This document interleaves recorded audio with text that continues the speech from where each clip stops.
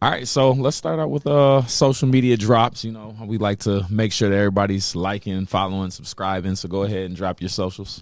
So literally everything from Snapchat, Instagram, Facebook, I feel like I'm forgetting one, TikTok is all Cubana Lana. Cubana Lana on everything, all right? And I'm Easy Senior on pretty much everything. The letters EZ and then Senior spelled out SENIOR on Instagram. There's the, what do you call that? The underscore. Yeah, Easy underscore Senior. So hit us up. Make sure that you check us out on YouTube. We really want to try to run our subscribers up. So make sure you hit the subscribe button. Make sure you hit the like and the notification bell. So when we're dropping our shorts, you guys can, get those alerts. We need the engagement. That's where we thrive. We're loving what we're getting on Facebook, but we're definitely trying to build on other platforms. Make sure you follow Luv and War Podcast as well on Instagram. So we just launched our Instagram page in the past week. So we're trying to grow that out. So if you got the opportunity right now, go ahead and follow us on Instagram, like a few pictures, like our reels, and help us get the ball rolling there as well. All right, so now that we got through all that, let's do a check-in. So how's the last week go for you? It was pretty good, aside from the fact that my whole household caught whatever bug was going around. Man, it's crazy, right? Flu, RSV. I think COVID is gone, though. I don't think that exists anymore. Interesting how that just disappeared. I'm not going to political route with that conversation, but what did you guys have? You think you had cold, flus? What's going on? So it wasn't COVID because we did test for that, just out of safety purposes. But it just was like this terrible cold. Everybody was super stuffy. Yeah. My daughter had a fever. Okay. It was bad. And the cough. I think the cough was the worst of it because it kept everybody up. You couldn't sleep. It was one of those colds where, you know how if you lay down, all of a sudden your face gets all stuffed up. But if you sit up, you're okay. Yep. It was one of those. Or where you your nose is stuffed, but it's running. So it's like, is it draining or is it backed up? It's so annoying. Yeah. It's so annoying because you have to manage both. It's like I both cannot breathe, but it's also dripping out of my face. Yeah, both my kids got sick. My daughter got sick last week, Wednesday or Thursday, I believe, and kind of carried her little sickness into the weekend, and she got better. My son got ill Saturday, during basketball practice, and he was sick pretty much, I think, for 5 or 6 days. So he didn't even go to school all this past week at all. Yep. So it kind of ran its course through our family. I was fortunate. I avoided it. So, I didn't go down. I didn't miss a beat. But it's definitely, the stuff's running through the schools. It's rampant. All of the kids are getting sick. Yes. Yes. So did I. All of the kids are getting sick. But no, I definitely remained well. I'm attributing it to my lifestyle change. Like I've been telling people in the last couple of pods, I've been cleaning up my diet, been exercising more, been drinking more water. How's it going? It's going all right. I got convinced to break off or deviate from the plan for a birthday celebration last night. I might talk about that a little bit in the podcast because I think my homegirl's watching. She just turned, we're going to say she just turned 25, Okay. We were trying to decide what age she was turning based on how she was going to handle herself. Oh, makes sense. So she was like, should this be like my 25th birthday? I'm like, you know what? No. Because 25 is too ratchet. I'm not going out with you if you acted like you 25. Need 28, 30. I'm too old to be hanging out with 25-year-olds in the club. Nope. I'm not going to carry you out. So I think she settled on 29 or 30. But she definitely acted 21 and got carried out in the end anyway. So shouts out to you if you watching, Lish. Yeah, security had to help me carry her up out of Gold Room. Hey, at least that means that the night went as planned. Man, look, it was up. I think on what was it? I think a couple podcasts ago we were talking about standing on couches in VIP. They had my old butt standing on the couch. I almost blew my knee out. Oh God! They brought you back to Miami. Yeah, man. Seen a couple of my Facebook friends in there. They was trying to act like they didn't know me. Pretend to be a famous football player that time? Nah. Retired famous football player. Yeah, okay. Man. Retired famous football player. Shouts out the homie though who was throwing money in the club. Buddy pulled out a stack of 5 ones and started making it rain. Hey, look, keep your money in your pocket. Look, if you ain't got no real money, don't throw $5 in the air, man. He threw them little ones up and he tried to spread it out throughout the song. Happiness. Man, come on, man. Gas is high right now. I know. pick that bread up, man. Put that back in your pocket, man. You could have got a gallon of gas, man. They left that money on the floor like it was trash. People was walking all over it, kicking it around on the floor. I was like, bro, what is you doing? He just wanted to have his moment. Man, look, with inflation, the making it rain era is over. Ain't nobody making it rain no more. We trying to live out here.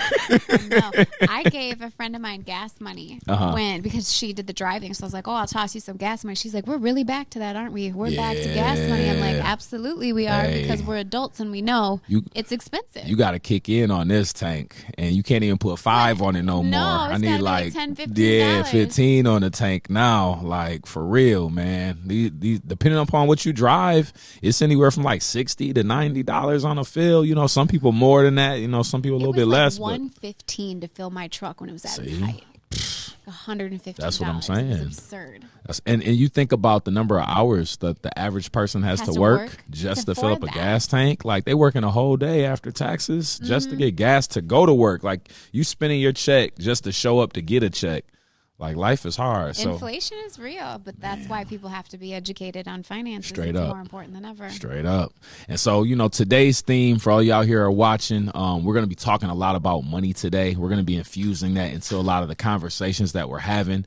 Obviously, you know, we're a relationship dating podcast, but we're going to talk about the way that kind of money plays a role into a lot of the decisions that we make as we date, as we build our families, or even make decisions, you know, to start families. Yes. And so let's go ahead and let's transition into a topic. What was that? 2 weeks ago, we had a conversation about two very wealthy people in a relationship, right? Where money probably wasn't the issue at all. No. But Tom Brady and Giselle, some new information just came out. I think ET reported and TMZ reported that now that their divorce was finalized about 2 weeks ago, Tom Brady is upset that Giselle has already moved on and got a new man. What do you think about that? So, okay, I remember when you first said, hey, have you seen the update? And I was like, okay, well, were they separated for a period of time before they entered the divorce phase? Right. And you were like, I don't think so. I think all this started in September. Yeah. So according to the reports. Right. So if that's the case and it started in September, I will fully admit that I think that's pretty quick to move on. Mm-hmm. Like a couple of weeks. I feel like she probably had some sort of an existing relationship with this person. Maybe not romantic, but this was probably a known person. Yeah. Like, let's just say that. I mean, you think about the family dynamic. So they have two children together. They've been married for, I think it was like 13 years or something like that. It was a lengthy marriage. Yeah. And based on the reports that I read, you know, through social media, Twitter posts and things like that, it seemed like they were happy in March, right? The separation happens in September. But whose divorce takes a month or two anyway? Like, a divorce process was even quick. Separated for a period of time, because typically, I mean, look at Kim and Kanye. Right. Look at how long it's taking for them to get their divorce completed. Yeah. So I feel like they must have been working on this longer than was known, and just keeping it quiet for a while. Yeah. Because it just I don't see, especially unless they came into the marriage with some prenuptial agreements where there wasn't a whole lot to discuss. But Kim and Kanye did too. They had prenups in place. That's true. They had prenups in place. So I imagine the proceedings probably started longer than we assumed they did. Yeah. And I even heard there was a report out saying that Giselle pulled a Kanye and was trying to buy a house like across the street from Tom. Okay, but they have kids together. So is that really weird? I mean, but is it too soon though? I mean, in my opinion, no. Because if you're going to co-parent and we're going to raise children together, then a close proximity is beneficial to all parties. So you're married. Yep. You get a divorce. Yep. Following that divorce, you got a new boyfriend in 3 weeks, and you buy a house to bring said new boyfriend across the street. I never said it would be easy, but I did say that it makes more sense. Because here's the deal. You got to rip the Band-Aid off at some point anyway. Man, I just feel like that's a setup for Tom to end up in prison. Tom I mean, come on now. Your ex, I'm just saying, your ex-wife over there across the street with her new man, you know, he playing catch with his son out in the front yard. Tom looking out the window like, bro, hold on. Don't nobody need to play catch with my son but me. I'm the best passer in the world. Stop playing catch with my son. Because he's across the street, he can mosey his behind on over across the street and be like, oh, y'all are playing catch? Man, that's finna be a fight. Why? I mean, men are territorial. They have big egos. That's what I'm saying. Y'all's egos cost you so much. They do. That's how that's why I said he's gonna end up in jail. Like, that's people end up dead or in jail over pride. You know, pride to get you killed. And I'm not suggesting that Tom gonna go that crazy, but I mean, again, we seen what Kanye was doing. Divorced, but in the grand scheme of things, because listen, there comes a point in time, especially in a circumstance like that, where you do have to, for a period, kind of swallow those feelings. Yeah. You go to a therapist. You talk to your boys or your circle about things like that, because at the end of the day, you can't make adult issues kid problems. I feel it. I think I'm just a little too toxic for that situation. Like, in the beginning, I'm going to be doing dumb stuff. You know what I'm saying? I'm going to go outside, no shirt on, take the trash out. But you know what, though? Okay, fine. You're not physically assaulting anybody. You're not saying hi to my ex-wife. That's fine. Accidentally calling her baby and stuff when they out there cutting the grass. Hey, baby, I mean, Giselle, you know you got some mail over here. You know, in a bath towel. You know what I'm saying? This is so common. You got some mail over here, baby. What's that joke that, like, your child's father is always gonna, like, love you. You know what I mean? Like, that whole conversation. There's a lot of truth to that, because even when you haven't been together for a while, I see a lot of men still be like, who's that? I saw you were dating some new person. Hey. Who's that? Who do you have around my children? And you'd be like, it's been 6 years. If you were ever my girl, you are forever my girl. I'm going to say that again. If you were ever my girl, you are forever my girl. And like, all y'all my women, I don't care. Hey. In his life, and then this is his mentality. It makes sense now, right? They all my girlfriends still. You know what I'm saying? Like, they know that I can always come home. You heard it. You're still his girl. So drop back in. You have an open invitation. It's like unofficial polygamy. Like, they're all my women, you know? See, and it's like I think I just letting somebody else borrow them for right now. Lives, but they're just unaware. Like, a lot of people are living, honestly, like, and I know that this sounds weird, but to me, like, certain levels of co-parenting people look at as, like, almost a polygamous lifestyle. There's just no intimacy. That's real. But you're supporting multiple households. Yeah, which I am. You're raising kids in multiple places. Which I am. You have relationships with multiple people. Exactly. It's just some may have a physical element and others do not. But it is. So where do you draw the line? Like, well, so I think it depends on, are you two on that level to be physical anymore? If you're not, then that's the line. Right. If you're still physical, right, but you're not together, okay, then you have to have that conversation about what boundaries are included in that relationship, given that you're not together but you're still physical. Yeah. Again, you have to have those conversations. So I think where the line is drawn is how you decide to draw the line. I look at my own, like, family dynamic. So my dad, he got married when he was like 18, 19, like fresh out of high school. He started his first nuclear family. He had 3 children. He was raised Catholic. Okay. So he always believed that, like, he could never remarry because it was a sin, even though he was like the ultimate sinner. This dude, you know, I mean, that was the one thing that he wouldn't fold on. And I don't know if that was a part of his game, but he would always tell, like, the next woman that he met, like, I can't marry you because I already married my wife, and, you know, before God, you know, I gotta die with this being my wife. Game for you. So can you imagine? He could never move into full commitment with any woman moving forward because he already had his one wife that God allowed him to have. But you know what, though, is there were people willing to go. Yeah, my mom. So if you're watching, you fell for that. Anyway, but this dude had, to my knowledge, because he claims he has more, but to my knowledge, he has 8 children. Or, 7 or 8 children. I'll count later. But anyway, he took care of us all. Yeah. Like, my father was very responsible. I had a great father, you know.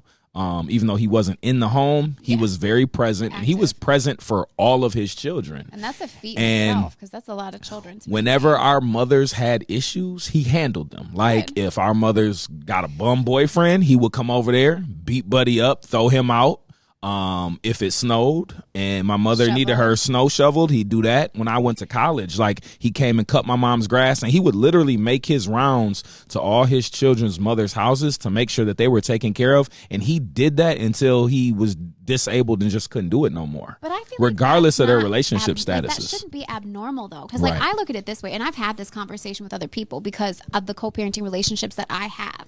We've created these people that we're caring for together now. Right. That means that our well-being as adults is equally important because of our children. Yeah. The better and more stable that we are as individuals, the better and more stable our children are going to be. Yep. So, like, I joke, like, when I'm in the dating world and people are like, oh, do you get along with, like, your kids' fathers and yada, yada. I'm like, yeah. I'm like, they have all the information in my house, locks, Right. keys, everything. And they're like, really? And I'm like, yeah. Yeah. And they're like, that's kind of weird. I'm like, you're weird. Yeah. Yeah. Their kids live there. Right. Their Right. kids live there. They're taken Something's care wrong, of. and I need, and vice versa. And like, Straight up. I don't, for the most part, really do my own lawn care. Taken care of. And that's, I and, gave you babies. and to this day, I like, gave you babies. my sisters, like my younger sister, her mom, whenever she needs anything taken care of, now that my dad's gone, like, I go over there, you know, and I help her out. So I'll cut her grass, I'll shovel her snow. You know, that's not my mother, but I still look at her as a mom. And my son will go over there and help me, you know, so he looks at her as a grandma. So, I mean, at the end of the day, it's a family. And that's why I say that my dad was sort of a polygamist. And I think that everybody always attaches like that, the sexual piece to it, right? and Like it's not having always the sex with case. everybody. But really what he was he was a provider and a protector for every woman that he had a child with. Yeah. And so, rest in peace to him. When he died, you know, all the mothers were present for the funeral. Yes. They were all cool. They're all friends. They knew what he was when they dealt with him. They're like, man, I don't want him no way. And But good probably luck to the 'cause girl he who was dealing with him now. honest. But yeah, but he's a stand up man. He took care of his kids, and we all still love him. Exactly. Is the modern woman able to handle that though? I can't imagine like You mean women with today the in intimate like level. So I'll say it this way. I think that if you handled it properly and you were honest from the beginning, yes. And here's the reason why. Women are not inherently ready to go against other women. yeah. Right? That's not something that's natural to us for us to go and beef with other women. So if you sat the women you were interested in down and been like, hey, this is such and such, this is such and such, here's what I'm interested in. I would like for the two of you to get to know each other Right. so that I can understand. Or this is my child's mother. Yes. and You're gonna have be this in my sit down. children's life. Let them build the relationship so that Right. all the typical issues that come up in circumstances like that Yeah. go Yeah. away. Yeah. They build a friendship. They're able to have their own relationship. So a lot of that discomfort in situations like that isn't there anymore. Right, But right. again, that has to come from a place of honesty. And I remember being a kid, like my mom would just ask me, you know, like, how did I feel, or how Yes. did I like the woman that my dad was dating? And if they you were know? good to you, and she was yeah, probably and she was good. like, I'm cool with it as long as you're happy, you're healthy, nothing's going on wrong with you. And then she just built a friendship or relationship. In fact, my little sister I'm talking about, her mom, we had an issue with like when I started driving with auto insurance. Okay. I think race based and where we lived, the community I lived in, my insurance rates were like super high when I started driving. So my mom calls my sister's mom and was like, hey, can you cover him? And so I was on my sister's mom's insurance policy because she lived in a different neighborhood and it reduced the cost of auto insurance. And she had no problem doing that. So again, that village mindset, It's going back to huge. finance, Huge. that's helping my mother out, but collective ultimately it economics. helps me. It Yeah, does. because It's she got a collective lower rate. economics. And those are the type of things that I think we're missing because again, a lot of times people look at those situations and they're always focusing on the intimacy aspect, but there are without the intimacy, even like that aside, there's a lot of benefits to having relationships like that. Like my co-parenting situation is my daughter's father is engaged to a wonderful woman. She's Getting married great. next year, right? Yes, they're getting We're gonna be married, there. and she's wonderful to to my children, wonderful to our kids, and she allows me to be a part of her children's lives. Right. And it's great because we have this like reciprocal relationship of love and respect for each other, and we're able to support each other and our children and my daughter's dad and her fiance as a Right. person, and it gives us this beautiful platform of support. I remember I saw a picture on Facebook pop up like y'all went on like one big family vacation. We did, and it was great. It was great. We had so much fun. Yes. How many people went on that trip? Oh God. Just from our side, I think 12 or 13. Yeah, yeah. And then we met up with maybe 20, 25 other people down there in Florida. But no, it was amazing. And we had such a crazy reaction from that trip because people were like, how y'all doing that? How can you travel together? And I'm like you and this new girl didn't fight? No, which I think is such a ridiculous. I'm like, why would we fight? Right. And we stayed in the same Airbnb. We got a big old house together, the whole family. We like rented the right amount of cars, all that stuff. We did big dinners. Like we have a Christmas picture from last year where every single person is wearing matching pajamas. Yeah. Like, why isn't that more of the norm? Hey, man, I just know the guys out here looking at him like he's the man. You know what? Why can't my life be like that? Why can't I have it that easy? Well, honestly, why can't we all have it that easy? But you know what, though? I think a lot of that falls if the male in the situation where he's got a woman, he's had children with previously, he's in a new relationship, if he doesn't foster a healthy relationship between the two women from the start, that's when it becomes more complicated. Yeah. And I will say that both Lance and Teresa were so open and kind about like the introductions and everything like that. Yeah. And it just was very easy for me to be like, she's so nice. Right. She's so good to our kids. Like, I don't have any worries. Well, I can't let you just put it all on the male. All right. But I'm saying I got to also say that the women have to be willing, yes, and have some stability in their emotions. Agreed. Because she might not necessarily respond in a way that's conducive to a healthy relationship. I think you have to respect both parties, right? So it wasn't just looking out to see, well, how is Lana going to feel about this? Because that's not fair. It also had to be like, well, how is she going to reciprocate this situation? And how are her comforts being respected? Yeah. So I think it has to be on both sides. And I agree, because us being the people that we are, that was much easier to facilitate because of the way that we interact and our viewpoints on things. Yeah. So I agree.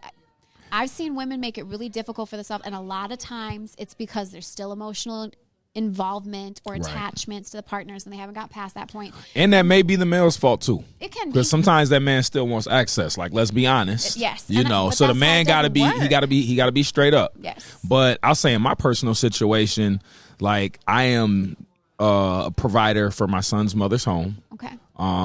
She has other kids, but I'm very involved. Yeah. Right. And so she comes to me for things when she needs something. Yeah. You know what I mean? So whether it's financial support, whether she needs me to watch kids while she takes one child to the hospital, whatever that may be. But sometimes that's difficult when dating, because when I'm explaining, like, hey, I'm on the phone with her often because there's some stuff going on that she wants to talk to me about. I'm still, other than her father and her mother, I'm kind of that next person that she calls. Right, and I'm totally comfortable with that. Yeah. But sometimes it can be difficult. So I remember, like, 4th of July, because we have this alternating schedule with holidays. So one year, like 4th of July, my son was staying with his mom. Okay. But she doesn't know how to grill. Okay. So she was like, hey, we want to, can you come over here and cook? Yeah. And so I'm telling my girlfriend, like, yo, I'm going over to my ex's house to grill. And she's like, well, why would you go do that? Why are you going over there? And I'm like, well, that's my son. His little brother's like, they want to have a cookout. I'm like, you can come. Exactly. But she didn't feel comfortable with it. And she felt like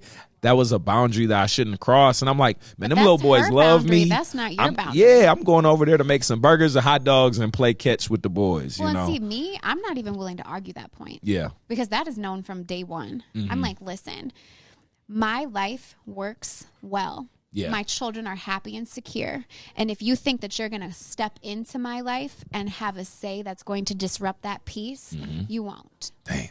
You won't, and I'm very clear on that. Well, because one thing you're not going to do is, first of all, the people that are in my life are established. Yeah, they have earned their place, which means that you, as an outsider or someone who's new, you're not going to get to come in and start setting parameters and disrupt what we already got going on that's healthy and working well for our family. To your point, you invited them to come along.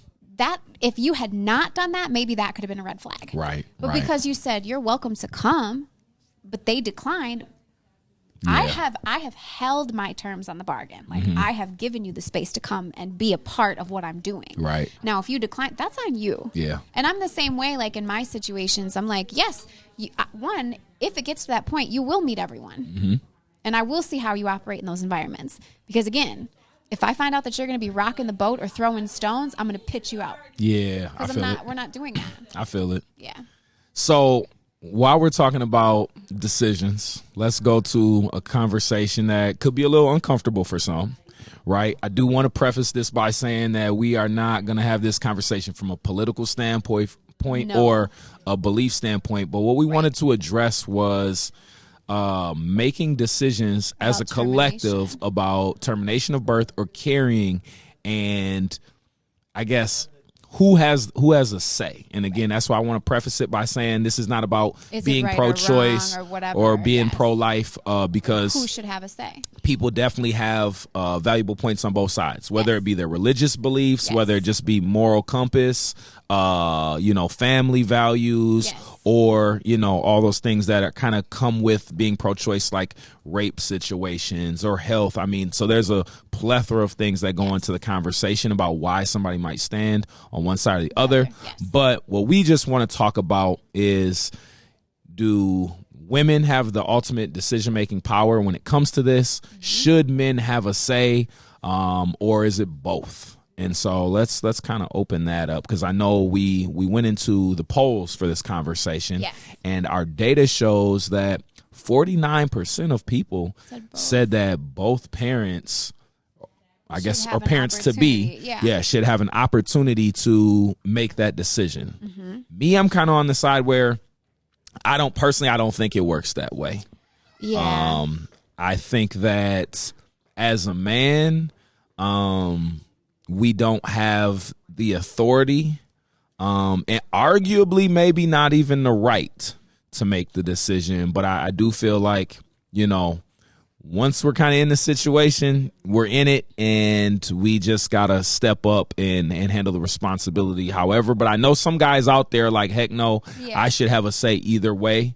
But where do you stand? I'll defer to the woman's voice on this one first. So I'll look at it like this. I think that both parties have every right to express their viewpoints in the situation, because, I mean, again, this is going to affect potentially both people's lives should a person decide to carry to term, or also if someone should decide not to. But what I'll say is, the reason, while I feel that both should be able to voice their opinions, it is the woman who will carry the weight in either decision. And the reason I say that is because not only are there significant risks if you choose to terminate, especially if you go the surgical route, there are significant challenges and dangers if you choose to carry through with a pregnancy. Got you. And that's a side of the conversation that's often left out when we talk about things like this. Like, so the leading cause for death when it relates to pregnancy and birth is domestic violence. Right. And then followed by that is heart issues and preeclampsia and things like that. So there's all these things that can happen to women when they're carrying a child. So you're really asking them to take on a very dangerous task if you say, well, no, I don't agree. I want you to carry to term. Right. And then on the flip side, if you were like, well, I don't want a child, I think you should terminate. I mean, there's a couple of options to do that. And one has a lot of a potential for danger because it's a surgical operation. There, I mean, you can proliferate your uterus, you can puncture it. There's all these different medical issues that can come along with those decisions. That's why I feel, well, men should be able to voice their opinions. They're not going to have to carry the weight as much as women would. Depending on the choices. I think that men look at the long-term impact post the child being born. Right? It's because we don't have the health risks. We don't face the possibility of death.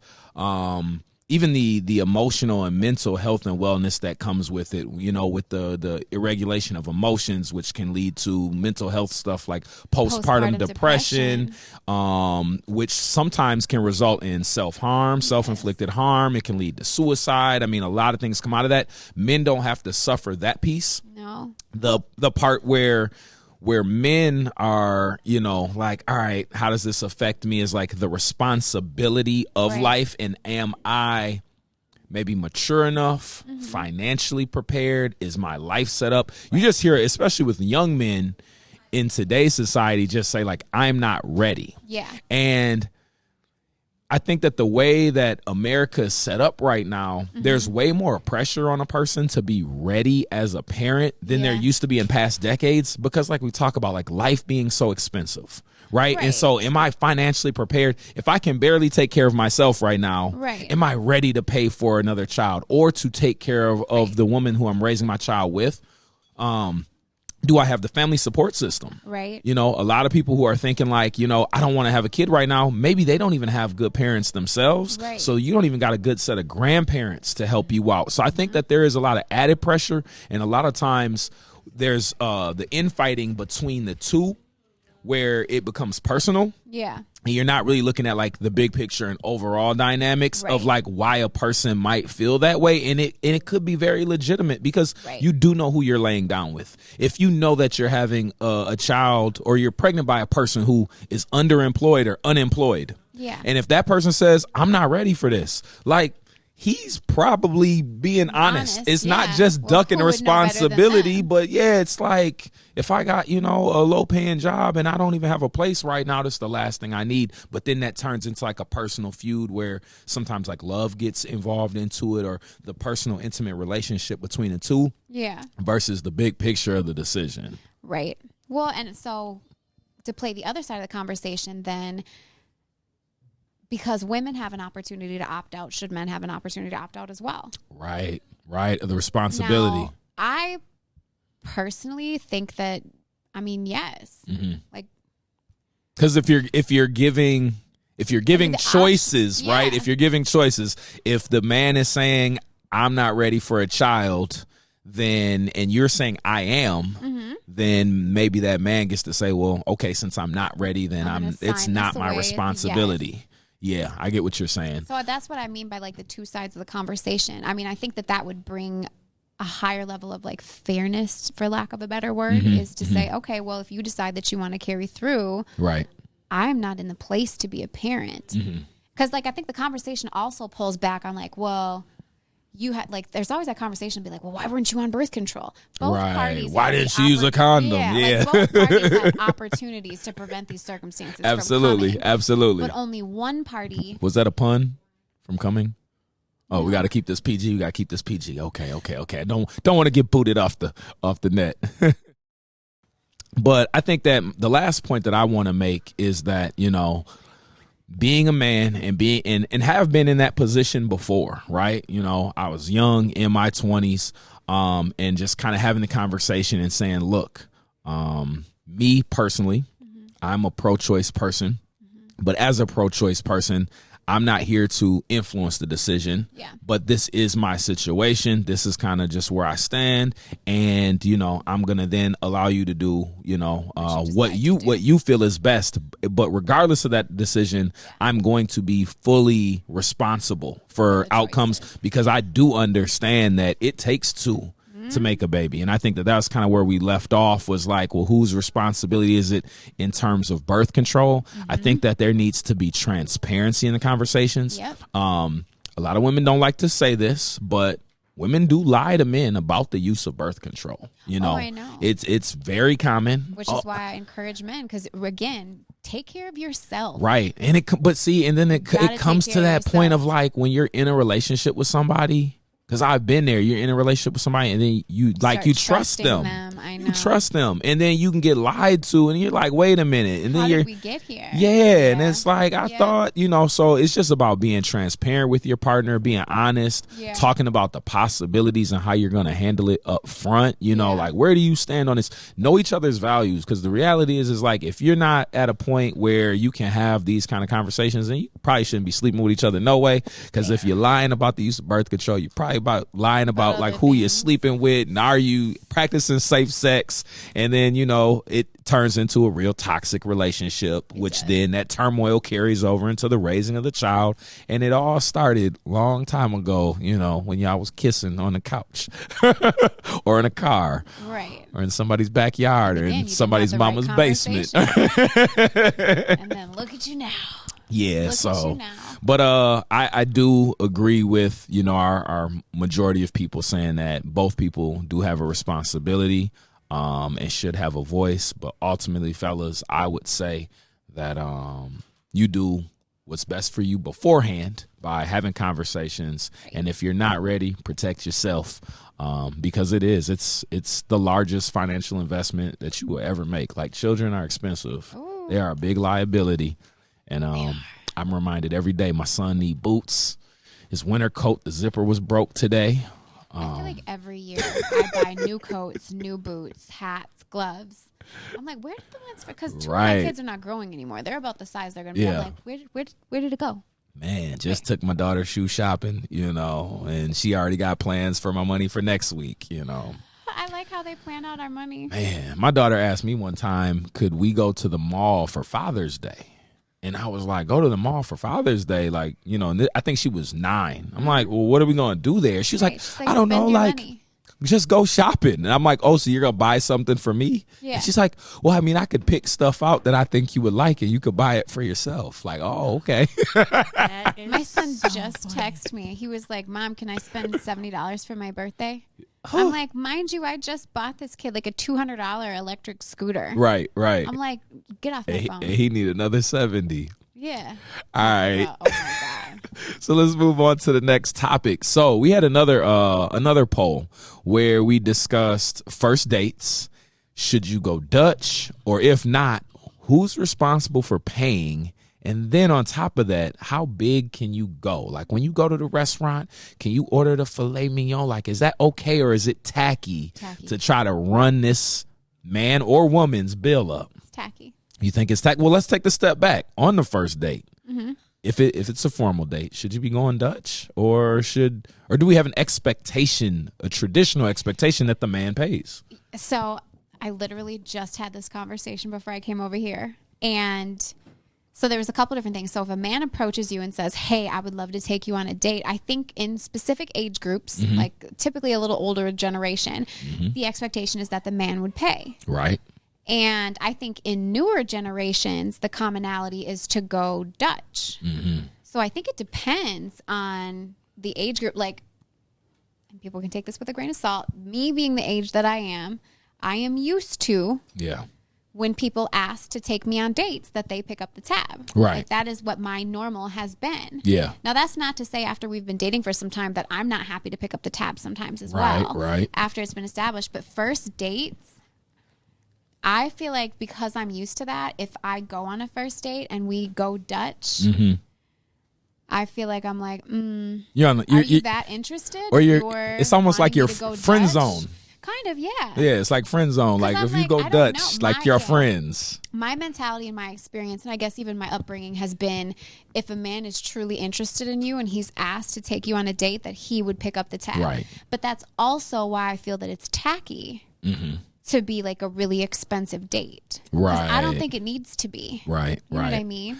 I would say, for one, if someone asks you to do anything, then the expectation is if they're inviting you, then they got you. Right. That's my mentality. I even just going out with my male friends, if I'm like, hey, roll with me, like, you guys want to go out? Yeah. Then I'm probably going to buy a round of drinks because I've invited people. Yes. Or if I'm throwing a birthday party at some type of venue or club and hey, come to my booth, then I'm providing the bottles, and then if people want to kick in, or again, if we have a conversation, hey, I want to do something, y'all want to throw in, but then we'll talk about it beforehand. But otherwise, I've already paid, and if people want to help me, hey, man, here's $50, man, thanks for a good night, then that's cool, but I'm not going to invite 4 or 5 people to come out with me and then get there and be like, hey, man, I only got 100 on it. The bill is $5. Like, I'm expecting to pay $5. And so if I'm asking a lady out, hey, I would like to take you out. Yeah, the assumption would be that you'd be covering the tab. Right. But I think to talk again through, like, that's a generational thing. Mm-hmm. People that are maybe, I don't know, 10 years younger than we are, I think it's more normal for, like, the Dutch thing to go. Yeah. Or the splitting of tabs, like where you just split it in half, like you go half on whatever it is, which that's a new phenomenon to me, where people don't just pay their own tabs. Like, if there's 5 people, regardless of what anyone ordered, they're splitting it 5 ways. I literally eat salad. Yeah. I don't drink. So my tab's going to be like $12. Right. And if you're drinking margaritas and y'all all got apps, and, and you want me to pay $60 for a meal that cost me $12? Right. I'm not with that. I'm like, no, y'all do that. So I think too, you kind of set, when it comes to how much you're spending, you're kind of setting the bar, the precedence for yourself. Mm-hmm. And so you probably need to be selective on like where you're going, right? Because if we go to Ocean Air or if we go to Fogo or someplace like that where it's like $60, it's high ticket, yeah. But at the like I said, trying to set that bar high, sometimes people will try to set a bar high on that first date to be impressive, and then they can't follow that up. Exactly, and I don't think you should do that. But at the same time, again, depending on age and kind of, I guess, your financial situation, you may not want to open up with the first date necessarily being like Applebee's, even though, 2 for $20, I think it's 2 for $30 now. Yeah. Like that's still a cool date and you're still going to get to spend time with that person, get to know them. But I think that some people are trying to impress and go all out that first time around. Yeah. And then now how do you compete with yourself after you've went big? But I think you're setting a false narrative from the start when you do that. Mm-hmm. Because again, if that's not an expectation or style that you can maintain, you shouldn't start with it. Also, this was something that someone told me a while back that I was dating, and he said, I know how to date within my means. Mm-hmm. Meaning, I'm not going to date a girl who grew up with like 2 lawyers as parents, who's used to this lavish lifestyle, when I know that I can't live in that world at my current income. Right. So he's like, you got to date within your bracket. But you know what? See, I would tell him that's why you have to be creative. And I think that a lot of men lack creativity and they just follow this. Period. They'd be like, you want to go out with me? And you're like, okay, cool. And then they're like, all right, what do you want to do? Yeah, because you can appeal to a person that comes from money even when you don't, by being creative. Like, people don't think about the things that you can just do in nature on a date that are actually far more fun than spending a whole bunch of money. So for anybody out there that's watching, if you're thinking about going on a first date, it's wintertime, like go ice skating. Even if you can't ice skate, go out there and slip and fall together. Like, that stuff's romantic. You falling all over the ice, you holding on to each other, hold me up, you know what I'm saying? Like, so funny. Go on walks. You can go somewhere where it's scenic. You can go to a lake, so you don't even have to spend a whole lot of money. Have a picnic. Man, I'm telling you, hit a beach. Yes. There's all kinds of things you can do without spending, and it's actually going to be more appreciated because you're gonna set yourself apart from people who always do the same old thing. It also tells you a lot about who you're dating, because if you make suggestions like that are within your lifestyle, and the other person scoffs at it because they want that, you already know. Yeah, exactly. Like, okay, I respect that, but I don't feel like we're compatible. We have different ideologies. Exactly. It's like, so it helps you weed out people that aren't going to be a good fit as well. I totally agree with you. Now, I'll say with the whole menu thing, being the person who pays, because I've never been in a situation where I've gone on a first date and haven't paid. Yeah. I think that I'm kind of prepared, again, knowing where I'm going, what the menu looks like. I'm going to be prepared to spend and possibly pay for one of the higher price items.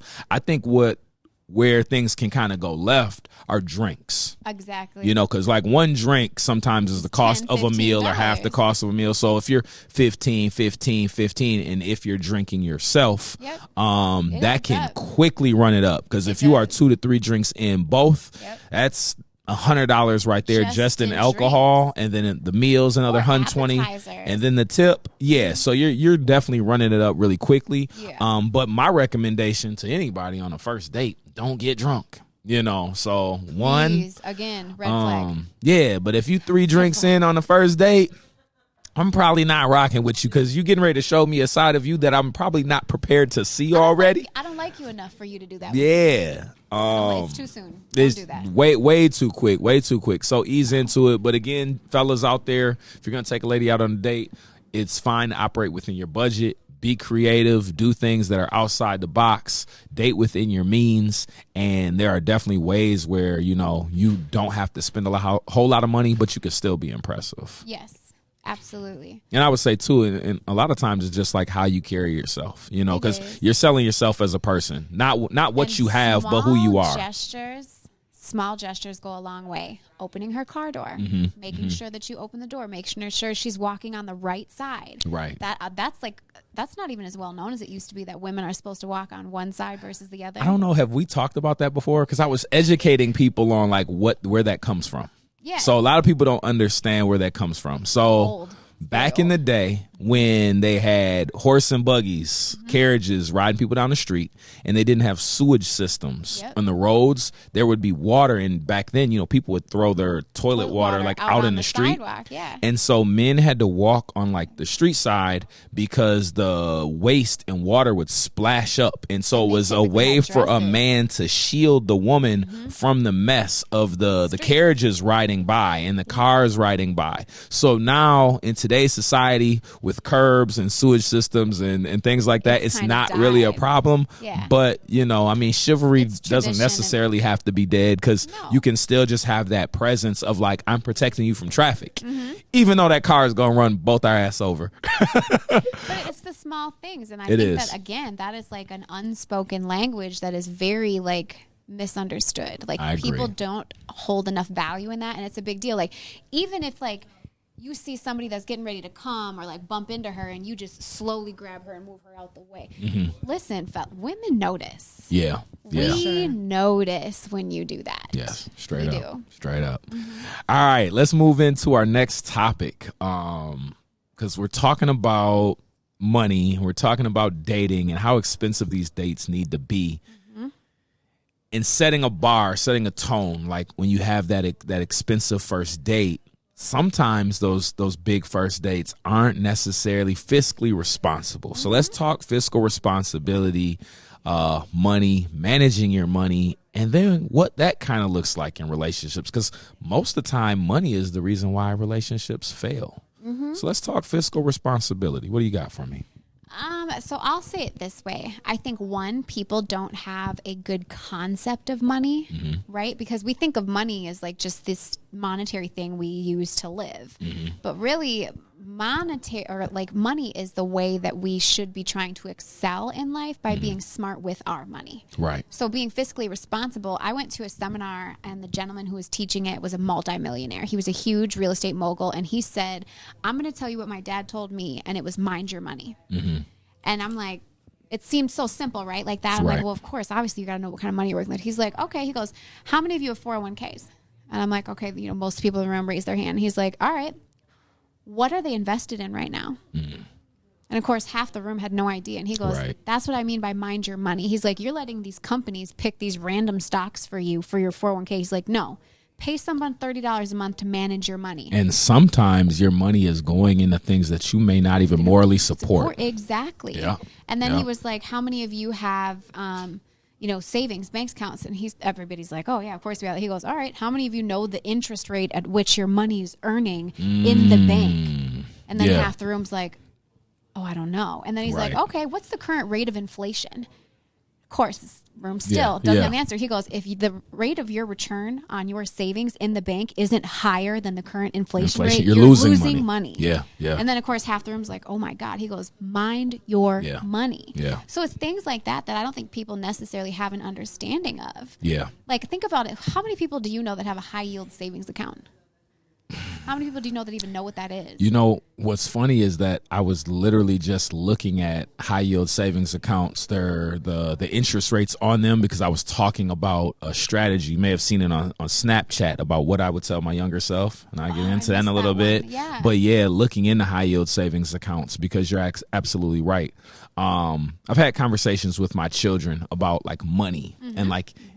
The whole idea is like, is money even real? Like in today's society, since it's not based on gold or it's not real. You can't measure it, in exchange for like any kind of like real resource other than your life, like time, right? Because now pretty much companies are putting a dollar value on the amount of time that you put into a task. Yes. And based on what they believe that the difficulty of that task, or maybe like of the task, or how much education you've paid for, because education is bought. I always compared education to almost like drug dealing. Like when you get into the drug game, you got to buy drugs to sell drugs with working a job. You got to like buy education to then go get a job to get the money back. And then you still got to pay back the plug because, you know, the federal government, they waiting on that money that they fronted you, right? Exactly. So it's kind of like the dope game. Like you buying these college credits so you can go and flip it, right? I'll do you one better. You as a person, your social security number is traded on the stock market. Absolutely.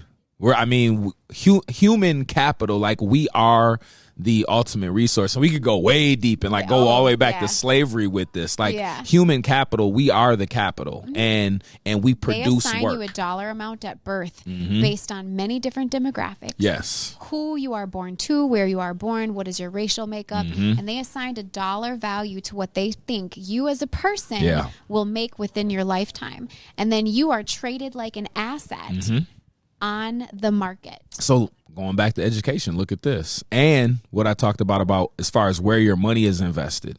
So St. Paul Public Schools, it was found out when they did a little digging that their pension plans, the money, teachers were actually investing in privatized prisons. Oh, 100%. They didn't know that, right? 100%. And so when you're looking at the value of life and you're saying, okay, we know that 50% of third graders that can't read at a third level are one day going to go to prison.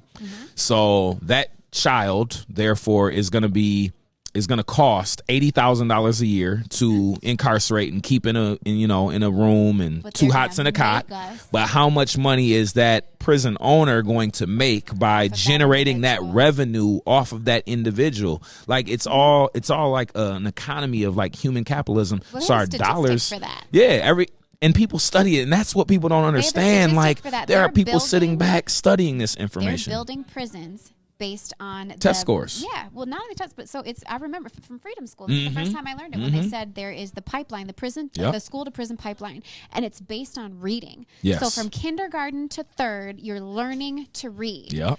From fourth and beyond, you're reading to learn. So if you don't make the bridge between learning to read and reading to learn, you're 80% more likely to end up in a penitentiary. Yep. And therefore, you're going to make people money based on that statistic. Yep. Because we all have some type of value, and it's like either you can produce for some company when you get older, or even produce for yourself, right?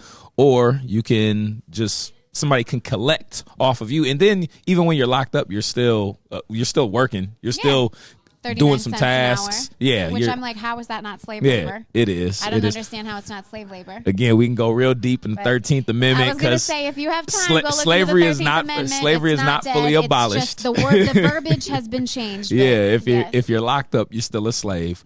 But so we don't have a full understanding of what money is. It's a tool. Right, it gives you access to certain things, and it's used to exchange for work. So you can take things like what we're doing right now, and create content, and then monetize that content. So we, pay producers to have a show, but then we build up our content, so then consumers can consume this, and then they can pay to watch us, and it just circulates. It is. That's all it does. It just circulates, and if you are fiscally responsible and you're managing your money properly, you can utilize that tool to grow. And do more things. Well, and also a common misconception is that debt is bad. Right. And the reason I say that is because debt is not inherently bad, because if you look at the rich, how do the rich get wealthy? They get wealthy off of debt. They leverage debt, but what they do is they do not buy liabilities. They buy assets. And so take it this way, right? Say you want the new G-Wagon. Right.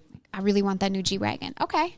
And I'm going to sit you down and I'm going to say, all right, if you want that G-Wagon, that's fine. But I want you to understand that you need to be willing to rent that out on Turo or whatever else at least 10 days a month to pay for it. Right. Then it is no longer a liability. It's an asset. Absolutely. Now, if you decided to, again, leverage debt and be like, I want a Lambo and I want a G-Wagon, rinse and repeat. Yep. So you're not buying liabilities, you're buying assets. Same things with homes. There's this common misconception that buying a home is always a good investment, and that's not always the case. That's true. It's a liability unless it's paying you. Anything that you purchase with your money that is not giving you a monetary value back. Is a liability. It's definitely a liability. That's the difference between buying assets and buying liabilities. Yep. It's another part of that, mind your money. Right. Like, there's another part of the segment that we're going to cover later, life insurance. You can leverage life insurance. If you're smart about purchasing it, which everybody should have life insurance, but if you're smart about leveraging it, you can take loans from yourself. Your life insurance. Yeah, you become your own back bank with interest. You can do the same thing with your 401k and your Roth IRA. You can put money in. It's pre-tax dollars in one, after tax in others. You can take loans against that money and pay yourself back interest. So you don't have to borrow other people's money. You can borrow your own money. But other people's money is not bad either. That's true. That's a conversation for another podcast, but it's called OPM, Other People's Money. Yeah. When I tell you that you can make one phone call today, let's say that you want to do a real estate deal and you go throughout the neighborhood and you're like, there's this house that's out here. It's in a decent neighborhood, but it's rough. You contact the owner, you find out it's not owner occupied and they're trying to get rid of it. You're like, cool, I'm going to make you a cash offer. And then there's this is deep, but there's something called ARV, which is after renovation value. You figure out what that is. You can Google it. There's calculations for it and calculators online. And you go to what's called a hard money lender and you give them the numbers. They will hard money loan you that. What does hard money mean for people who don't understand? Hard money is basically, we're going to give you this loan, right? And you have 3 months where you're going to make normal payments, and then what you have is called a balloon, which is where you have to pay a big, large payment on the sum that you borrow. And you have the 3 months to renovate and then flip the home, sell it, rent it out, do whatever, refinance it. There's one called the BRRRR method, which is buy, renovate, rent, and repeat, something like that. But basically, it's by using other people's money. Again, hard money lenders typically have a higher interest rate, and you do need to make sure you have what's called an exit plan for any property you do that with. But when I tell you that you could go start doing this tomorrow. Yeah. And I think that a lot of people, are confused about how wealthy people operate in terms of like starting businesses. You hear about, a wealthy person, say Elon Musk, buying Twitter, as if he wrote a check and just paid in full and said, all right, I'm buying Twitter for whatever, $1 billion. He found investors. He went investment to team. And they all got it financed and they're looking at the return on the investment. Nobody's coming out of their pocket liquid cash and buying a company or starting a business. Wealthy people get wealthy off of debt. And they use other people's money. They do. Like OPM and debt. They use other people's money. There's a wonderful book, and I know it's really basic, and most people have heard of it, but it's called Rich Dad, Poor Dad, and it does a really good job of explaining the difference between assets and liabilities. Right. Anything that you buy that depreciates in value above what it's giving you back, or does not give you any monetary return that you're forced to just pay outright for, is a liability. Shouts out to Robert, man. That book was definitely a gem. Definitely one of the books that changed my life. While we're on books, another book that I believe everybody should read or listen to, because you may not be into reading, but The Richest Man in Babylon. I have not read that. Check it out. Okay. And again, it's free on YouTube. You can listen to it. But The Richest Man in Babylon really woke me up to how much money I blew throughout my young life, because it talks about a guy such an uncomfortable thing to think about. Who applies this principle of paying yourself first, right? And saving 10% of all your money. But when I say save, like actually keeping it for yourself, because a lot of times when we think like we have money, like I just got my check, I got $1,000. Like, no, you don't, because the first thing you do is you start giving it away to other people. Pay yourself first. When you got that $1,000 check, you like, I got to pay $500 for this, $200 for that, $100 for this, and then you're left with $150, right? So the first thing you should do with your money is pay yourself. Then you start paying other people. But as I listened to that book and I started like breaking down my whole life, I went back to my very first job at 14 years old, and I kind of just threw some numbers out there based on minimum wage back then. And I just remember I was bagging groceries at Kowalski's in the summer. So I said, all right, I worked 20 hours a week for 3 months in the summer at $6 an hour. And I calculated that. And I said, okay, I worked a summer job like that all through high school. So 4 years, I came up with a total. And I said, all right, now if I saved half of that money, because at 14, 15, 16, I didn't have no bills. Right now, in reality, I blew it. But if I save 50% of all that money, boom. Then I go on to college. From 18 years old to 22 years old, I'm working at Applebee's. I'm a personal trainer. So I came up with some more generic numbers that kind of fit. And I said, all right, by that time, though, I did have some responsibilities financially, but I could have afforded to save 25% of that money. So I came up with a calculation for that. Then I went to like my first career job where I made like $38,000 a year working for community action. I was like, now by this time I had bills. I'm an adult. So I saved 10% of my money from age 27 on, right? The estimated total of just liquid cash that I would have had if I would have just put this money in a shoebox, I calculated $138,000 that I could have saved from age 14 to age 27 to age 30. Now, again, hedging against inflation, that money loses value. $140,000 in 1996 is different than $140,000 now, but $140,000 is still good. Today, I legitimately, and I told myself when my kids start working, direct depositing, I'm taking half of all of the money you have, because by the time you hit 30, you're going to have six figures. Like, you could legitimately do that. Well, if you have them, you can open what's called a custodial Roth IRA. And basically what you open is an account for your children. And because they work, and if you hire them through a business, you can put up to, I think, $6,000 to $12,000. I don't know exact figures. $6,000 to $12,000. Then what you do is, please, for the love of God, if you don't understand the stock market, hire someone who does, and have them help run and manage those accounts, not only for them, but for yourself. They could be literally millionaires by the time they're in their mid-20s. Yep.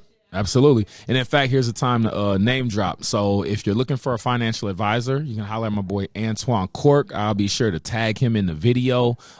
He's been in the finance industry since he was about 16, 17 years old, working at TCF Bank, worked his way through, became a financial advisor for Ameriprise. I worked with Ameriprise. And now he is with why can't I think of the name of the company? Slipping my mind, but we'll link all of that stuff in the comments. So check out Antoine Cork if you're looking for a financial advisor. He really does do great work. The last strategy that I wanted to share that I put on Snapchat was, what would I tell my 22-year-old self? My saving strategy, what do I tell my 22-year-old self, was to live with my friends. So coming out of, trade school, college, graduating high school, whatever it is, just say at the age where you're like entering into your career, you're getting your first full-time job. If I just stayed with, say, two of my best friends, right? Say we all, finished school or whatever. We're 22 years old. We're looking for apartments because we're grown now. And I find a one-bedroom apartment. Say that apartment is $1,200 a month. So I call the homies, hey, bro, I just found these nice one-bedroom apartments for $1,200. We should all move to this apartment building. But we're not going to move into the one-bedroom. We're going to move into the three-bedroom apartment that costs $1,800. But everybody's not paying $600. Everybody's going to pay $1,200 because you were going to go and get your own one-bedroom apartment anyway because you're a grown man. You want your own place, right? So everybody's going to bring $1,200 to the table. We're going to give $1,800 to the landlord and pay rent, and we're going to give $1,800 back to ourselves in a high yield savings account, right? $1,800 a month. We're going to make a 3-year commitment to live with each other because we're best friends. So we're going to do this for 36 months. Do you know that 1,800 times 36 is like $64,800 that you could have saved? And that's no interest that you could have saved by living with your best friend, sitting around playing Madden and just going to work all day, right?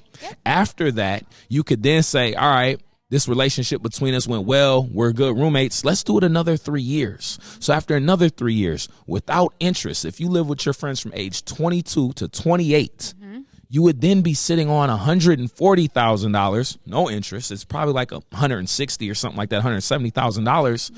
You're damn near got $250,000 just for living with your best friends and everybody paying rent for 6 years. By the age of 28, you guys can say, all right, we got $200,000. What do we want to do? Do we want to get in the real estate game? Do we want to start a business? Or maybe now at 28, I found the woman of my life. I'm going to go get married, but I can take my portion of my money and go and buy my own house and start my own family. But literally, that's a simple saving strategy if people just live together. House hack. Go live with your friends. Another way to do that, if you don't have a group of friends who's able to financially invest in a situation like that, house hack. So that means house hacking is when you go and you buy a property. So the average person who doesn't already own a property can get what's called an FHA. An FHA loan allows you to put 3.5% down, and you are able to buy up to, I think, a fourplex with an FHA loan. And then I think they do have limitations on how much it can cost. I think you can go up to $400,000 with an FHA. So what you do is you buy this fourplex, right? That means that you have to owner occupy, which means you live in one apartment. One unit, yeah.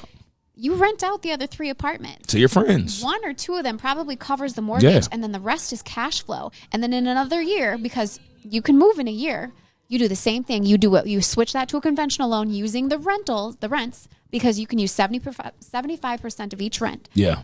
To qualify for getting that other property into a conventional. You get another FHA and do the same thing. If you did that for 4 years in a row, and you bought a multiplex every time, in 4 years, you would be able to have 4, 5, 6 properties if you're smart with it, because then you can also do cash out refinance, where let's say that first property has appreciated $100,000, right? So then you can do a cash out refinance, and the banks will give you up to 80% of the value of the first property. You raise your rents to cover it.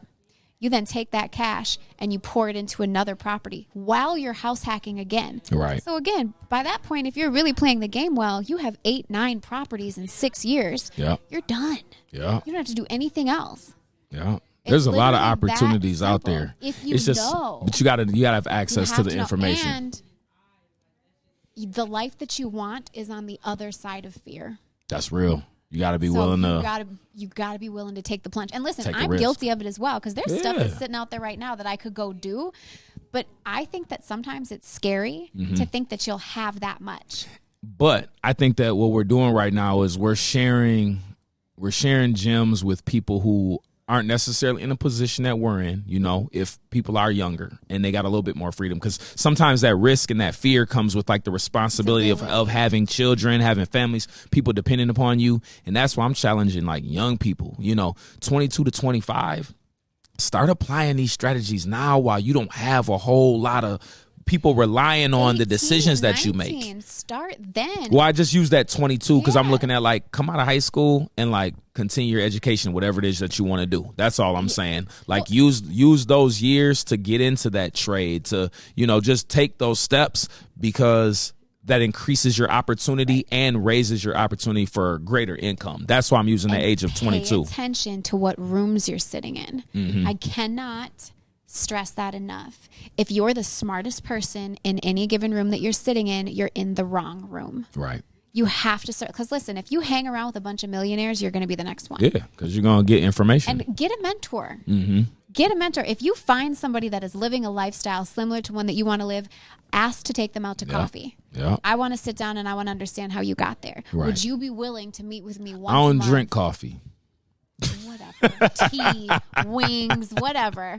But I'm just saying, like, you got to surround yourself with the people who have the life that you want. Yeah, yeah. Because, like, the information. Or do the things that you want to do. Yeah. You know, I mean, you can't aspire to be something and then you never meet the people who actually do it, because you're just going to be hanging out with people who don't have any answers for you. Exactly. You know, so you just bumping heads with each other. You got to get into the rooms with the people who've already done it. Yeah. And I think that, again, fear, people don't realize that, like, there's a lot of people out here who are willing to share information. Happy to. You just got to ask. Happy to. And you know what? It's a common misconception that people who are wealthy do not want to give you information. Yeah. That is untrue. Yeah. As a person who's worked in corporate America for a very, very long time and been in rooms with some very affluent people, ask. Yep. Ask. I've never had someone be like, "Oh no, I'm not gonna tell you that." Even in terms of like getting jobs, you can set up informational interviews. You can contact the company. You can send an email. Say, I'm considering working for your company. Would you be willing to sit down with me? Yep. A phone call, a Zoom, like an email dialogue back and forth. Yes. Initiative is half the battle in a lot of things you want in life. Take the initiative. Absolutely. Take the initiative. This was an old story that went around a long time ago, but there was someone who wanted to work for Kylie Cosmetics. They were very into the brand. They loved how quickly and fast she grew, and they sent a email to one of the HR people there and was like, "Listen, I love this company. I'm huge in the brand. I will come and work for you for 90 days, unpaid as an intern, if you will show me the ropes." Guess where they work? Kylie Cosmetics. Yeah. And they worked their way up. They got hired on full time and did very well for themselves. Yeah. Sometimes all it is, like you said, is just taking the risk and asking that question. And believe that you deserve it. Yeah. Half the time people won't take the risk is because they don't think that they deserve it. But I'm going to tell you right now, you do. Yeah. Whatever mentality you have that's got you in the place where you think that you don't deserve it, let it go, because you do. It's yours. I think the biggest barrier that a lot of people have with earning a higher income is just not knowing that they're capable or they're worth it. And you are. You know, like rework that resume. If you need somebody to do it for you, ask. You can definitely climb the ladder in any industry, but nobody in the industry is necessarily just going to tell you that. You got to take that initiative. Well, you know, you don't have to stay at the lower level. Like, you can move into management. And if that company won't hire you to be a manager and you done been there 3 to 5 years, all you got to do is just apply at the next company and say, look, I got 5 years of experience doing this work. Mm-hmm. I want to apply to be the supervisor of those people, and they'll pay you more. They will. Well, actually, it's now recommended that you move positions every 2 to 3 years because that's the easiest way to get bumps in your salary. Yeah, because 2% cost of living raises. Nah. I need to go to the next company for another 5 to 10. Exactly. You know, I'm not doing 10%. And in the interview, do not be afraid to ask for the salary that you want. Absolutely. Because listen, if they want you, they'll figure it out. And if they can't necessarily meet you in a monetary way, often they will offer you other incentives, sign-on bonuses, extra PTO. Work remote. Yes. Yeah. Remote work. So, again, everything in life is My most recent job, they wanted to, like, kind of change up how they were doing things. I'm like, wait a minute. If you're not giving me a larger raise and you're trying to change my schedule, then I'm remote. They're like, all right, just come in 2 days a week. Perfect. Bet. That's a good negotiation. Right. Like, you're saving on gas and that's like a raise. Take it into account. That's definitely like a raise. And then it's more time with my family. Exactly. All right, well, let's move into this last topic before we start to wrap it up, as we're talking about being fiscally responsible, as we're talking about like growth with our families and finances, making decisions about starting a family. One of the things that I feel is like widely ignored and not talked about enough, and there's even some taboos around it, specifically in the Black community, is life insurance. Mm-hmm. Now, I know that for a minute you were even thinking about getting into life insurance. You are? Yeah, I don't currently do it, but no, I'm licensed in life insurance. So since you're the educated person, because I'm just a consumer of life insurance, but since you're licensed to sell, tell us a little bit about life insurance policies. Well, so there's a lot to choose from, right? Mm-hmm. There's different levels. There's different types of coverage that you can get. Like, so for instance, I'll give an example. I have purchased life insurance policies for all of my children. Mm-hmm. And I know a lot of people think that that's morbid and taboo. Why would you do that? That's like saying your kids are going to die. Here's the deal. Those life insurance policies have cash value. Mm-hmm. I'm going to sign these policies over to my children when they're 18 years old. First of all, they'll have wonderful premiums. Mm-hmm. For their what is the premium? Policy. So the premium is the rate that you pay per month for your policy. Right. So they have really cheap premiums. Mm-hmm. Again, it has cash value that they can borrow against later in life.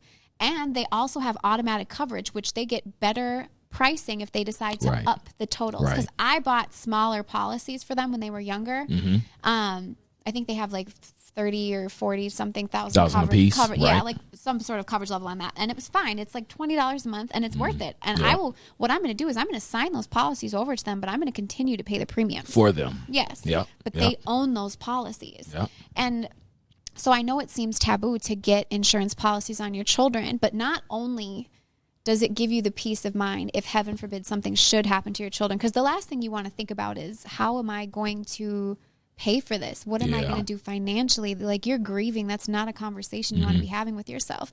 But outside of that, now I've given you the opportunity to have this financial leverage for yourself to use later in life. What do you mean by that? Because when I think of insurance policies, I think that most people feel like it's just to cover a funeral. No. So what do you mean by leveraging these policies? So if you get the right type of policy, you will have what's called cash value. So over a period of time, when you continue to pay into that life insurance policy, it will grow in cash value. Yep. And typically when you sign up for these, your agent will take you through the scale and say, okay, after 5 years, you'll have X amount of dollars. After 10 years, you'll have this. So then when they're, 19, 20, whatever, want to do something, they're like, oh, I'm like so much money short. They can go to their insurance agent and say, hey, what's the current cash value of my policy? And they'll tell you, and they can say, I want to take a loan out on my policy. Right. Versus going to a bank. And here's the better part of it, is what a lot of people don't understand. You don't necessarily have to pay back the loans against the life insurance policy that you take. Mm-hmm. Now, you do need to keep paying the premiums. Right. And you should pay it back over time, just because then you have that cushion again. But if you don't, and the life insurance policy is utilized later, it will just be deducted from the total that's paid out. That's going to pay out in the end. So that's what I mean about having like a financial opportunity. Yeah. But there's multiple kinds of life insurance. And like, for instance, I have what's called a return of premium plan. So I have a 20-year policy that's worth, I don't know how much, but I mean, I know how much. But You got to mind your money. I know. Well, I've changed it and upped it. But anyway, but I basically will get back every dollar I've paid into that policy. It's so in 20 years, they'll hand me a check for every penny I've paid into it. Because it's like, if you've made it to the end game, right? If you've survived, because that's what life insurance is about. Right. You basically, it's a retirement strategy where 'cause then I'm you like, can this is draw money. down on it in your retirement years because it's money that you've put away. Like you've hedged it against your own self. You've bet on yourself that I'm going to live, I'm going to survive. Yes. And if I make it to age 60, 65, whatever, now you can use that money as a part of your retirement funds. You can. Or like, so I looked at it like it's kind of like this savings account that I just, you know, kind of out of sight, out of mind, because I'm just paying the premiums every month. And then all of a sudden in 20 years, they're going to call me and say, hey, You got this your money term waiting on is you. up. You've got X amount of dollars. Yeah. You know what I mean? Because it's an either or. So if something were to happen to me in that period of time, the plan would pay out the coverage that I've purchased. But if something doesn't, then I get the return of my premiums. I think that people are also fearful because when they hear insurance, and let's talk about, you know, like where we come from. You know, you're from Frogtown. I'm from the Rondo community, what, you know, recently known as more like the Selby Side neighborhood. Yeah. Coming from areas that are impoverished, where people don't have a lot of information, you think about cost, because like auto insurance is so high. So when you think life insurance, you hear that word insurance, you think it's expensive. But like you said, when you buy a life insurance policy for children, It's I like mean, you $20 talking a month. depending upon the policy. I mean, sometimes as low as $5. You see advertisements from like Gerber Life and stuff like that, $5, $10, $15, $20 a month. And a so good it's not agent really will work within your expensive at budget. all. Yeah. And for those of you out here who maybe don't have life insurance policies in your 30s and 40s, they do grow more expensive As you age. But and as healthy as you are. then they start to factor in those other things, but still, it's definitely worth it. The last thing you want to do is leave that responsibility To on your other people family to and take care of you. And if you have children, Yeah. this is a part of the conversation that's not covered. So not only do I have policies for my children, I have policies for my children's other parents. Meaning that if something were to happen to me, I have a couple of policies that will go to them for the care of my children should I pass before my children are old enough to care for themselves. So if you act up, he might off you and get Collect that money. 100,000, 200,000. Well, like how much you worth right If you now? really want to get technical, you should have it set up in a trust that has specific stipulations. Hey, bro, hit me up, man. I'll take her out, man. We could split the bread. I am always armed.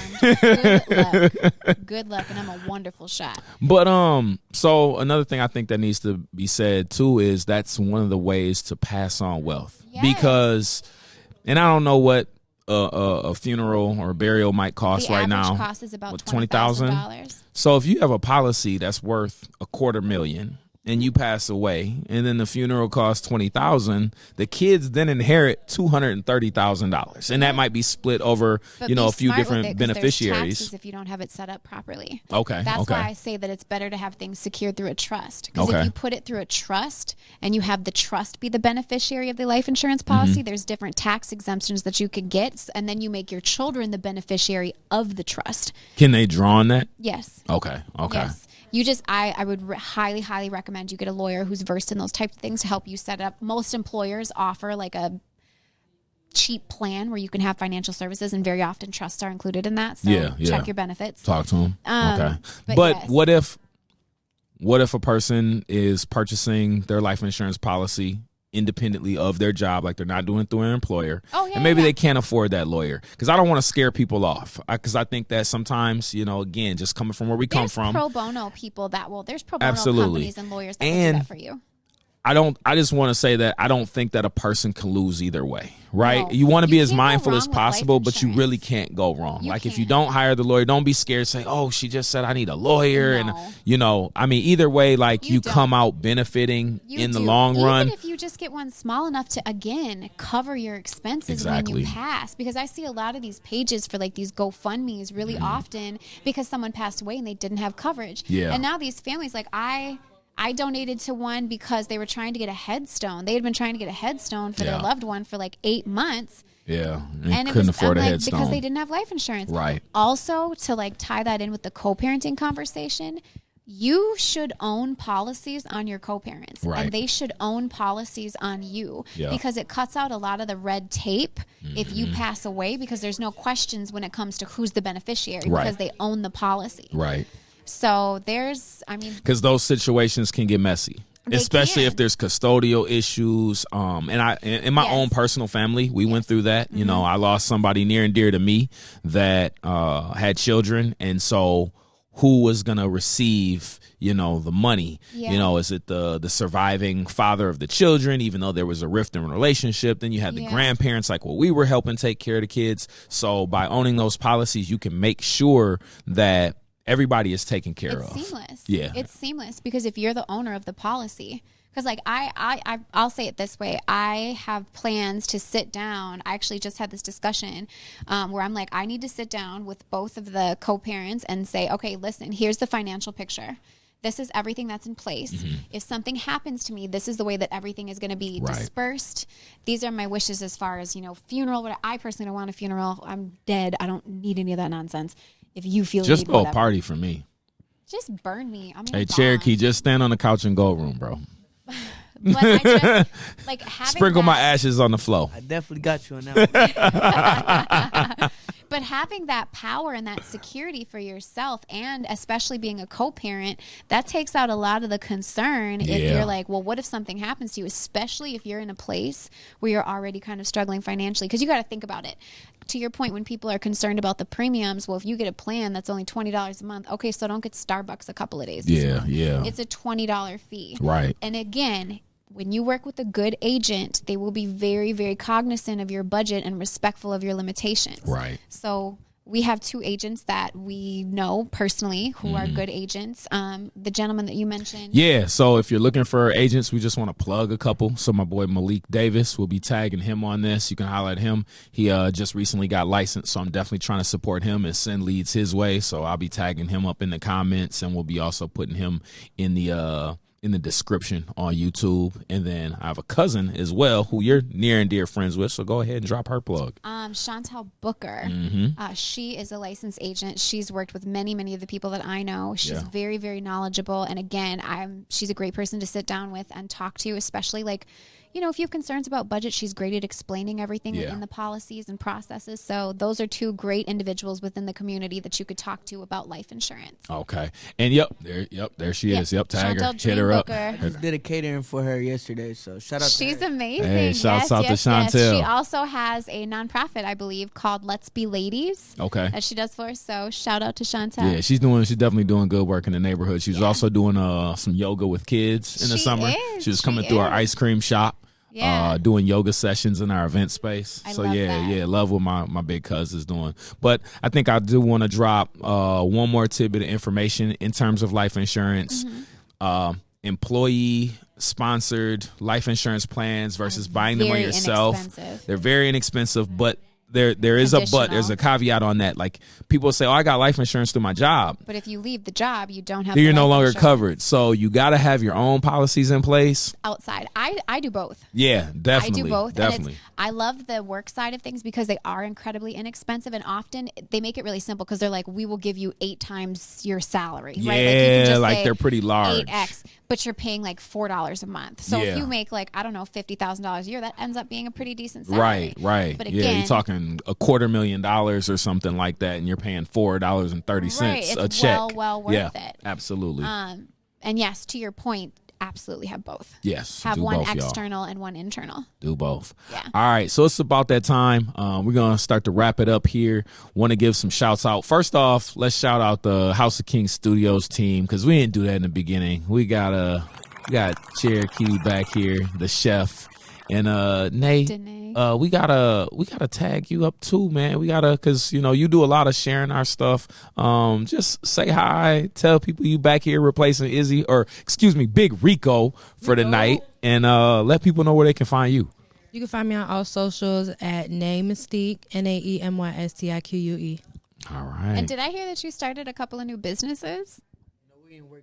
Oh, okay. So that's still under wraps, but we're gonna announce that later. All right. Cool. So, hey, kind of just going back to our social medias, let's finish the way we started by showing huge gratitude, thanks, and appreciation to everybody who's been joining our Facebook community. Our Facebook group is growing. Booming. Yeah, we're like Booming, 1,500 people, and we only been doing this for a few weeks.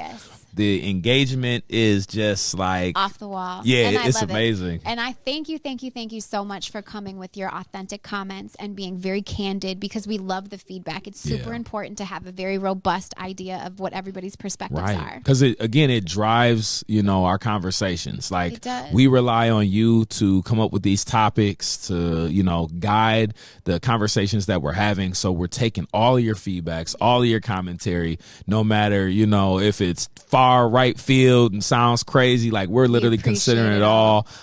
We're having a whole lot of fun with you. We're having a whole lot of fun with each other. We love doing this. Unfortunately, I did get a few complaints because I stay in Facebook jail. Facebook don't like me. So one of the homies, that's why you've been seeing my face so much. One of the homies reached out to me. He's like, dude, you got to represent the men. That's the whole point of this podcast. Like, where you at? I'm in jail again. This time, what did I say this time? I said I was going to make empty threats to chop my kids in the throat, because somebody made a Facebook post that said, do you tell your kids you love them every day? And I said, absolutely. In between making empty threats to chop them in the throat, Facebook said I was inciting violence against small children. Oh my God. So I'm doing a 30-day bid, man. I ain't never chopped my kids in the throat. Mark Zuckerberg, your team, man. If you're listening, man, I don't abuse my kids often. Maybe every once in a while. Now I'm playing. But so yeah, we're holding it down. Lana, I want to thank you for, being the rock, because you are not a repeat offender. So she is always present, but just know I'm always watching. And I will say this, typically what I'm sharing online, he and I have discussed at least a little bit. Yeah. He makes the joke that we'll have a conversation, and 2 seconds later I posted a poll or a reel about it. Man, like, she's coming with them back to back to back.